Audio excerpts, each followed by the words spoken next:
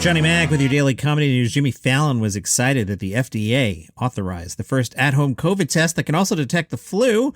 Fallon said, "That's amazing. Now you can be kind of unsure if you have everything. The accuracy of an at-home test is somewhere between seeing a doctor and searching WebMD. Good news is we have the test right in time for flu season mid-May. Here's how it works. You do a swab at home, then you send it to a lab, then you get the results a week later after you've infected everyone you know. It's really genius." I hope you watched the Carlin documentary last night. Part 2 airs tonight on HBO at 8 o'clock. Vanity Fair spoke to Judd Apatow. Now, Part 2 tonight is really focused on the later period of George. I have become fascinated with very late period George. If you listen to yesterday's podcast, I had my interview with Kelly Carlin where I apologized to the Carlin clan because at the time of George's late in life releases, I thought he sounded very angry. You'll hear people in the documentary say that. You'll see that come up in the article here. But as time has gone on, I have found George Carlin to be the great prophet of the 21st century. He may not have put out what we wanted, but I think he put out what we needed. Judd Apatow, talking to Vanity Fair, who write, American Dream puts a human face on a comedy icon who in later years was put in another box, the angry old man. But like Howard Beale from Network, Carlin was not about to leave his audience alone. Apatow said, as the years progressed, he was way darker. There were people asking if he was going too far. I always thought, this is some of the greatest stuff I've ever heard. I couldn't enjoy it more. It blew me away. He just kept getting more passionate as he got older. I think he felt like people were so asleep at the wheel that they almost needed to be berated. He was so negative at times, it would almost kick you out of the pipeline back into the light, where you think to yourself, I don't want to give up. I want things to be better. Robert Klein agrees. Towards the end, George was a little nihilistic. The last time I saw in person was when we did something for Seinfeld for one of his specials.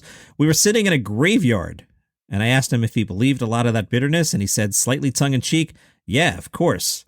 I didn't believe it. He was a sweet guy. Apatow said a lot of comedians do their best work in midlife and later in life because it takes a long time to figure out who you are and how you want to express that. The fascinating part about George Carlin is he was always examining his stage persona and adjusting it for the times. He made big changes in how he presented himself on stage. And yes, if you saw part 1 of the doc, and again in part 2, you will see those changes. Apatow said it's almost ridiculous how often Carlin trends on Twitter. Every time something happens in the culture, people share his routines. He has the best, funniest, most insightful takes on almost every subject. I'll jump in here. Carlin's been dead for 14 years. Apatow. He has the best, funniest, most insightful takes on almost every subject. He has the best abortion bit, the best bit about money and politics, the best bit about religion. Most comedians, their material ages very badly. He seems to get more popular because the work is so deep and has shown itself to be timeless and important. When Apatow pursued a career in stand-up, he ranked Carlin with Rodney Dangerfield and Steve Martin as the legends we admired as kids. We would go to the clubs at night, and Jerry would be there, Ellen would be there, but George Carlin was connected to a previous legendary generation. Bumping into him was Mount Rushmore suddenly coming to life. This documentary is so good. Please watch it.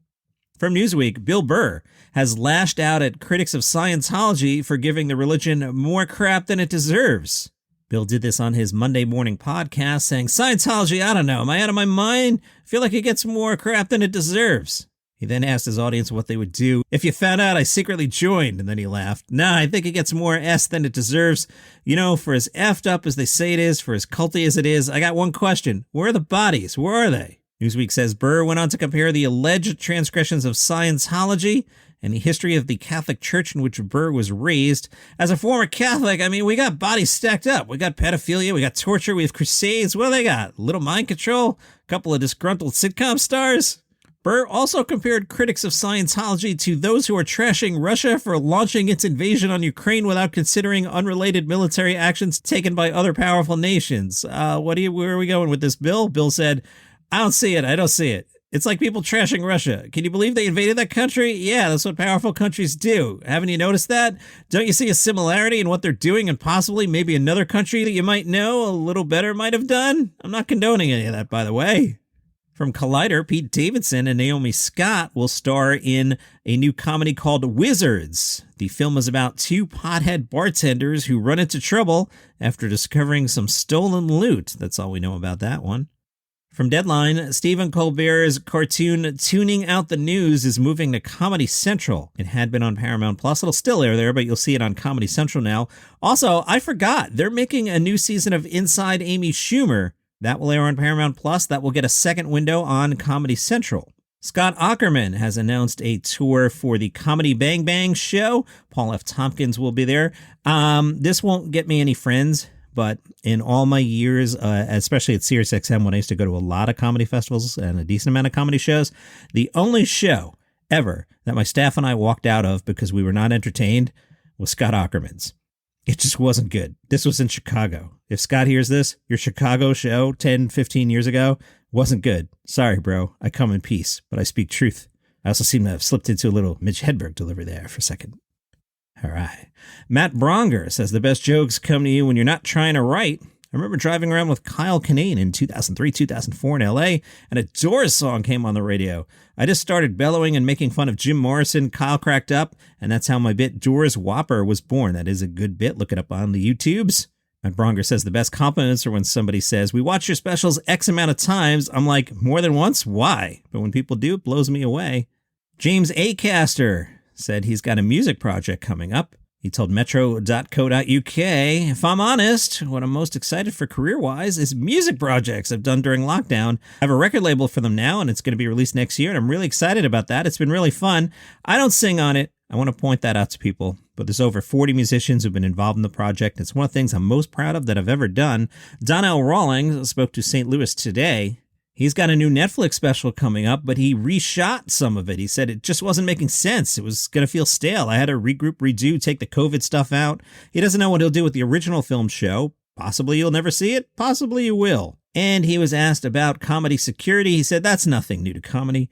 Earlier in my career, I had incidents like what happened to Dave Chappelle, but it wasn't deranged people. It was from people I heckled." He has no plans to increase his own security.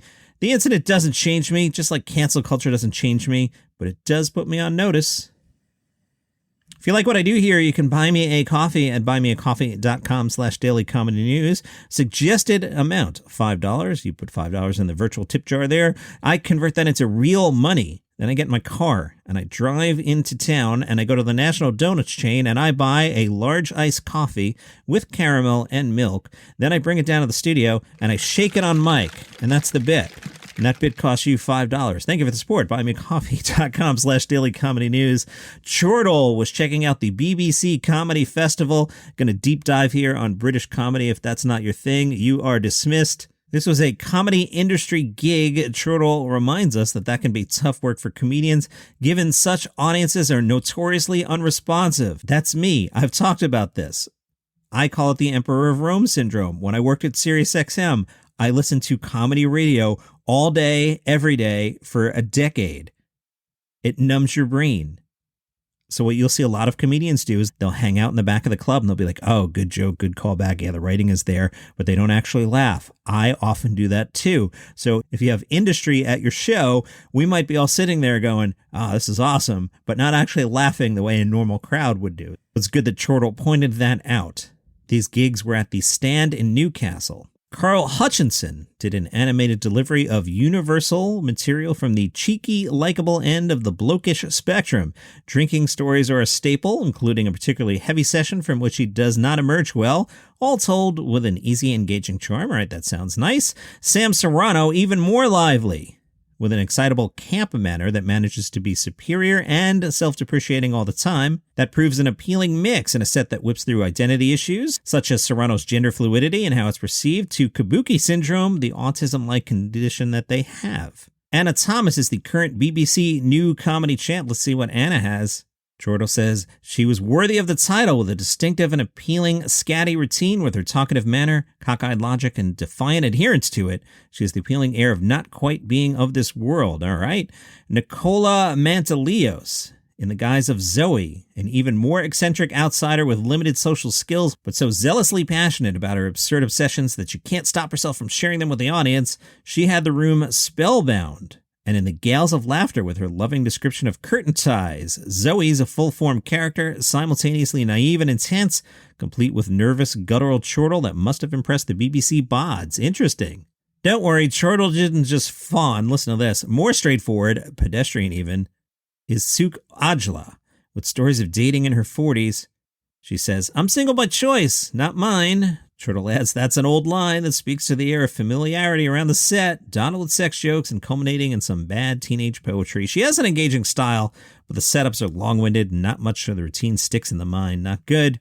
In contrast, Louise Young is popping with attitude. Proudly working class, more of a storyteller than a gag merchant. A shorter slot only gives a glimpse of what she might be capable of, but she imposes her personality and witty view of the world in which she shares. Jessica Fostekew reacts to everyday outrages with a rasping incredulity. She's bitingly disparaging of anything that doesn't come up to her scratch. No, there's no her there. I'm leaving that in because I don't even know what her scratch means. I think I know. Oops, leave it in, Johnny Mac. She's bitingly disparaging of anything that doesn't come up to scratch. And the audience laugh both at her frustrations and her reaction to them. All right, moving on. Raul Coley displayed a powerhouse hectoring delivery. It's something of a cover for what can be quite simplistic material, but effective. Next up, Spring Day. Given her dark material, some of about her mild cerebral palsy, Spring Day might not immediately appear to be the perfect performer to open a show, but her honesty and her warm and relaxed stage presence makes the audience lose any sense of unease they might have over the subject matter. Sakisa is another formidable performer, taking apart penis pics, dating, and the life in the UK test that she's encountered in her job as an immigration lawyer. Lauren Pattison is a strong storyteller, even if she overuses some rhetorical tricks, making the occasional yarn unworthy of the investment that her compelling style guarantees the audience put in. That's rough. Mamoon Eligab is a bit of a slow burner, as if the film of his routine is playing on 0.75x speed. Even if his setups could be a lot sharper, he slowly draws his audience into his world. He's Sudanese and has Asperger's, but does not want to be defined by his identity. Nonetheless, he subtly deploys them when he needs to give an extra bite to his sarcastic punchlines.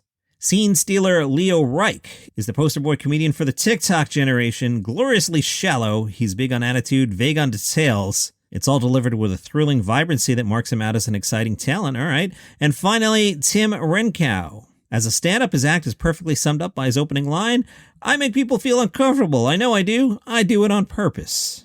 And that's your comedy news for today. Steve Bennett reviewed all these folks at the Newcastle Stand. Nice job, Steve Bennett. That's your comedy news for today. Follow this show for free on Apple Podcasts, Spotify, wherever you get your shows. See you tomorrow.